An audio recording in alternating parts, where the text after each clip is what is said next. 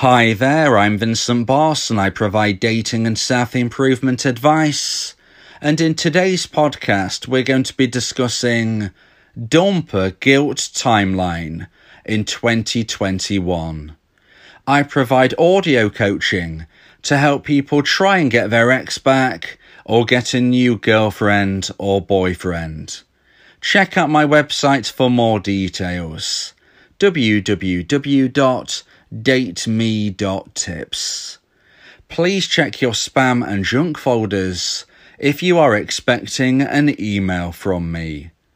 So now let's get back into today's podcast, and today we are discussing Dumper Guilt Timeline in 2021. So if you have been dumped and want to try to get your ex back, it's very natural to be wondering if and when your former partner might feel guilt for dumping you. Are they likely to regret ending your relationship and want to reconnect? In today's podcast, I'm going to be discussing the likely dumper guilt timeline for the unique year of 2021. And how this unpredictable year affects the dumper guilt timeline. So let's get straight into this, and number one is awkwardness. So contrary to popular belief, most dumpers do not want to hurt their dumpee. The vast majority of dumpers do not want to cause their dumpee pain or anguish. The only reason they will be deciding to end a relationship in most instances is due to the fact that the dumper has lost romantic emotional attraction for their dumpee, and hence they no longer feel fulfilled within this relationship. That is the very most likely possibility as for why a dumper will end a relationship. So if they end a relationship based on a loss of romantic emotional attraction, and not because they want to cause their dumpee pain, then what you will see here is that they don't enjoy the process. The vast majority of dumpers feel very awkward during the moment of breakup. So when a dumper ends a relationship, they will often have spent a long time thinking about the situation, wondering if there are any alternatives and whether or not they can try to proceed with this relationship. If they come to the conclusion that in their own mind at this very time, they can't proceed in this relationship and feel fulfilled, this is when they will likely end the relationship. But when they do this, they will feel awkward. So although we can't call this a full-on guilt to the point of where they change their decision, we can certainly say that the first point of the dumper guilt timeline is awkwardness. It's the feeling of awkwardness in respect to them not wanting to hurt their dumpee. They do not want to cause their dumpee pain. They do not want the drama which is likely to come about from the breakup. And hence they feel very awkward. They feel awkward when they first consider dumping their partner. They feel awkward during the breakup. And they will likely feel awkward for a while after the breakup has taken place. They don't want to think of their ex as going through pain. They don't want to see their ex fall apart. They don't want to see their ex feel like they have no hope for the future. The vast majority of dumpers don't want their ex to go through any of this.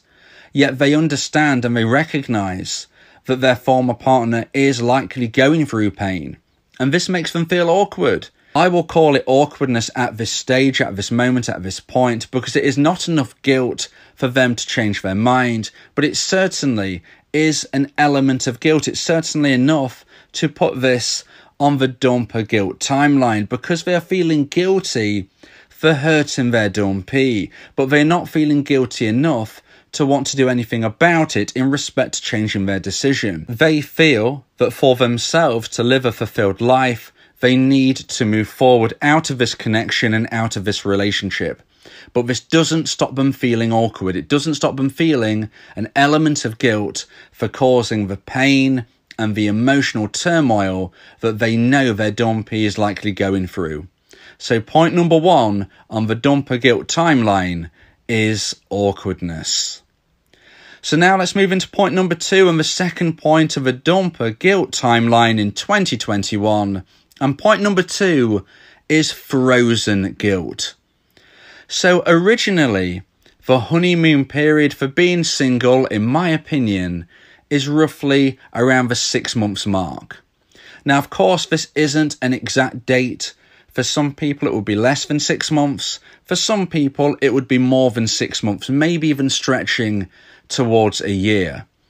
But in ordinary circumstances, I would say the average amount of time that somebody who has become single goes through the single honeymoon period is roughly 6 months. However, the year of 2021 has seen restrictions continue, and in most countries around the world, these restrictions, okay, they may have come, they may have gone, they may have come, they may have gone, but they're still here. They're still here floating around, no matter where you're living in the world. Even if they have been lifted one moment, they seem to be implemented once more the next. It's been like a yo-yo effect. And hence, it has made living a standard life almost impossible. So the year of 2021 has been very unpredictable in the way that restrictions have lifted and then come back and then got more sterner and then maybe lifted once more. And because of this, people trying to live a normal life, people trying to live, in this respect, a single life, have been thwarted. You know, it's been very, very challenging for somebody to live the type of life that they would like to. Everybody has been affected, no matter what country you live in, whether you are rich or poor, it hasn't mattered. What has happened throughout the world has affected us all. So when I speak of the single honeymoon period, what I'm referencing is that when somebody becomes single, they want to live that single life. They want to experience the life that they feel they are missing out on from being in a relationship. That might resonate itself in things such as going to nightclubs, going to parties, often experiencing things with new people, socializing, all of those types of things. And they're exactly the type of things which have been restricted in the year of 2021. So what we see and what we find is frozen guilt. So what I like to describe ordinarily is that somebody will go through the single honeymoon period until it no longer feels new, until it no longer feels as exciting as it did at first. Maybe people that they are partying with start to pair off, start to get into relationships. Maybe they become the only single person in a group, and all of a sudden it's not as exciting as it once was. Anything which seems new and exciting eventually becomes mundane and standard. And this is what I describe as the single honeymoon period. Somebody needs to get this out of their system. Whatever it is they like to do, parties, clubbing, maybe it is something different to that. You know, you will understand yourself and your former partner. What is it that they would like to do as a single person? What I will say is that there is a very strong possibility that what they would want to do will involve other people. It will involve socializing. Even if you say, well, no, they just want to travel. Well, traveling has been hugely restricted as well. So even if your ex is somebody who you might think, okay, they don't really like socializing, they like traveling alone. Well, traveling has been hugely restricted in 2021. So however you look at it, things have been restricted. And if somebody can't live the honeymoon period of being single, then they are in limbo. It is frozen. And whereas I normally say that traditionally 6 months is a good average to suggest for the single honeymoon period, of which time things won't seem as exciting, things won't seem as new, I would say that in the year of 2021, this period of time has been frozen. The single honeymoon period has been frozen, and therefore it has been extended. People who are single are in limbo. People who are newly single still want to experience the things that they wanted to experience, but they have been put on hold. And if they have been put on hold, it will prevent them from moving out of the single honeymoon period. And when somebody moves out of a single honeymoon period, that is when they will look themselves in the eye, they will look in the mirror, and they will self-reflect. And this will give them the opportunity to really analyse where they are right now and whether or not they have made the correct decisions in their life and how they are feeling right now about what they want to do to proceed. Because of course you've got to understand, we live in the moment. So just because we think something is a good idea today, it doesn't mean we will think it's a good idea in a few months from now. People evolve, people grow, and this is why the single honeymoon period must take place, because until it does, somebody won't self-reflect.